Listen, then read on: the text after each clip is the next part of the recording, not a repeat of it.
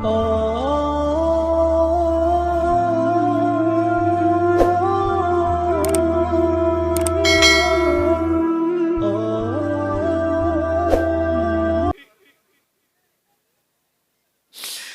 ডাক দিয়ে বলে, ও জেলার,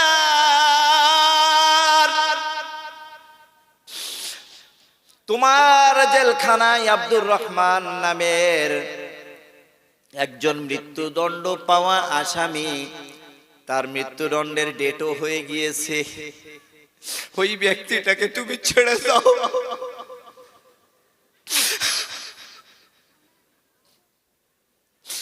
জেলারকে বলে, দেখো আমার হাতে তার ছবিটা দেখো। জেলার হাতের মাঝে আব্দুর রহমানের ছবিটা দেখলেন। ছবিটা দেখার পরে এবার জেলার আর থামতে পারে নাই। রাত্রিতে তার আর ঘুম আসে নাই। উঠে গিয়ে তাহাজ্জুদ নামাজ আদায় করেছে, নফল নামাজের শুকরিয়ার আদায় করেছে। হে মুসলমান, যে চরাচরি দেখবে, স্বপ্ন দেখবে, যে নবীকে সঠিক দেখবে, আর যে দয়ার নবীকে দেখবে, তার জাহান্নামটা হারাম হয়ে যাবে।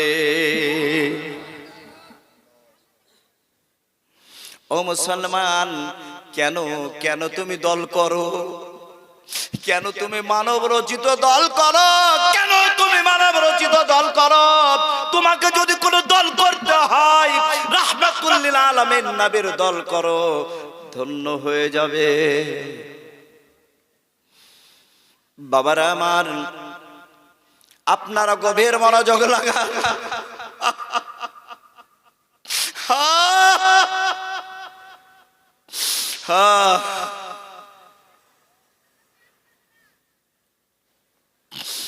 জেলার এবার সকালে গিয়ে উপস্থিত হয়ে ডাক দেয়, আমার জেলখানায় আব্দুর রহমান নামের কে আছে, তাকে তাড়াতাড়ি নিয়ে আসো। আব্দুর রহমানকে নিয়ে আসা হলো। জেলারের নির্দেশ দেওয়া হলো, তাড়াতাড়ি ওনার হাত থেকে কড়াটা খুলে দাও, পা থেকে বেড়িটা খুলে দাও, উন্মুক্ত করে দাও। উন্মুক্ত করে দিয়ে জেলার আব্দুর রহমানকে নিয়ে এসে তার নিজের চেয়ারে বসিয়ে দিয়েছেন। বসিয়ে দিয়ে বলে, ও ভাই আব্দুর রহমান, তুমি বসো।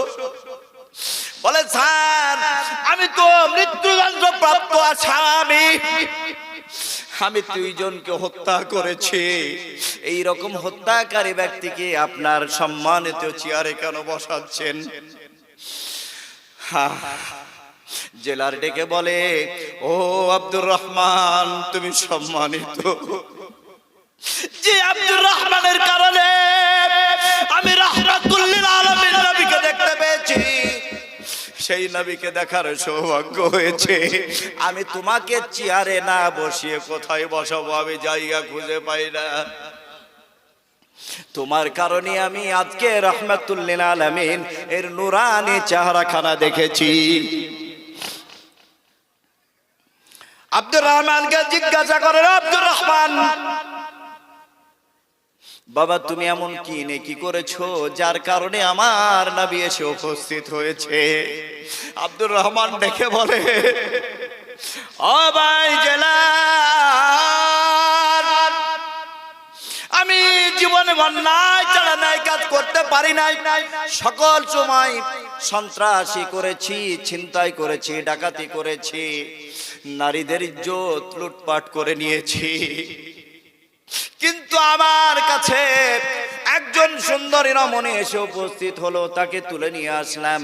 নিয়ে আসার পরে আমাকে অনুরোধ করে বলল, ভাই তুমি আমার ইজ্জতটা নিবে না, আমি নবী বংশের মেয়ে। আমার অন্তরে নবীর প্রেম আর নবীর ভালোবাসা, নবীর ভয় আমার ভিতরে ঢুকে গেল। এবার আমি আমার বন্ধুদের সঙ্গে এক পর্যায়ে লড়াই শুরু করলাম। লড়াই শুরু করার পরে আমি ওই 2 জনকে ধরাশায়ী করে দিলাম, আর 2 জন পালিয়ে গেল।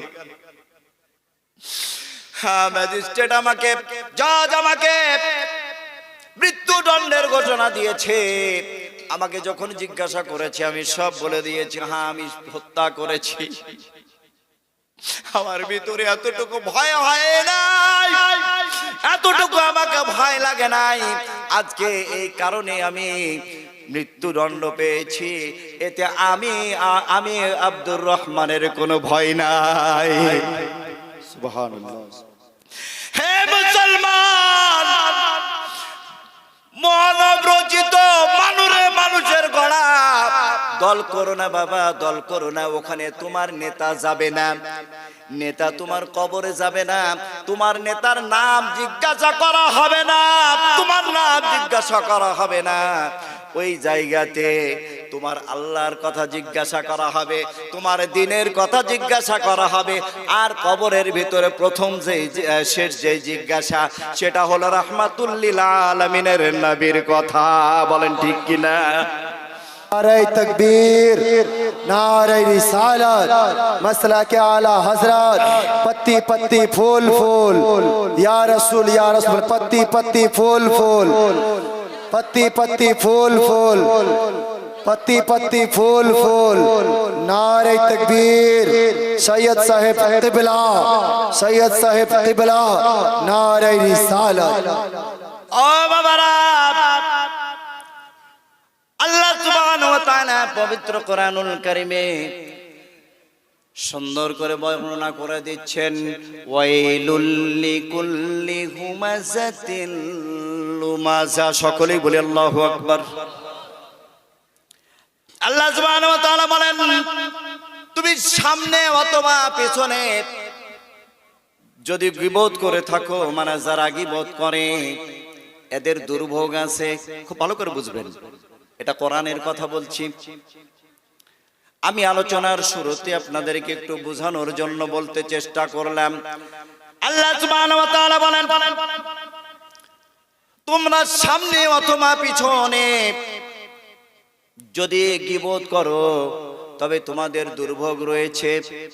ইয়াহসাবু আল্লাযী জামআ মালান ওয়া আদ্দাদা।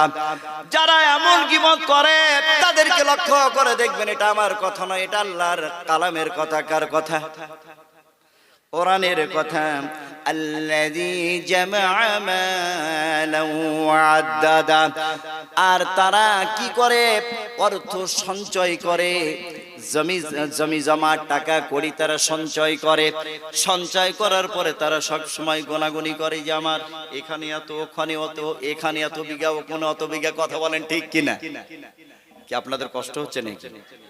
হ্যাঁ, আমি আসলে সরাসরি কোরআন থেকে আলোচনা করতে বেশি ভালোবাসি, কিন্তু জানি না আজকে কেন জানি নবীর প্রেমের কথা চলে এসেছে। এরপরে আমার আল্লাহ সুবহানাহু ওয়া তাআলা বলেন,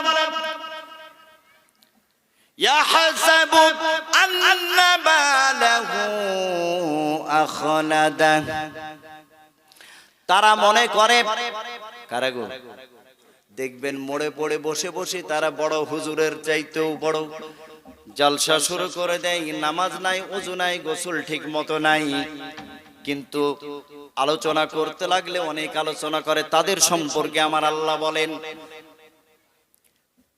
ইয়াহসাবু আন্না মালাহু আখলাদা।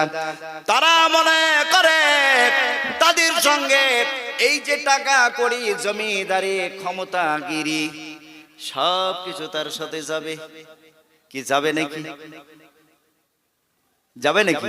কথা বলেন, যাবে নাকি? আওয়াজ দিয়ে বলেন, যাবে নাকি? আপনাদের কাছে একটু আওয়াজটা চাই। আমি অল্প সময়, আমাকে তো সময় একেবারেই অল্প দিয়েছে। আমি আলোচনা করলে 2 ঘন্টা 2.5 ঘন্টা। আমি আমার 5 থেকে 7 বছর আগে আপনাদের এই পাশেই মালদা সেই লক্ষ্মীপুর ক্লাবে, মালিদা লক্ষ্মীপুর, সেই ক্লাবের মাহফিলে গিয়েছিলাম। রাত্রি 1টার সময় তুলে দিয়েছে, আর ফজরের আজানের সময় শেষ হয়েছে।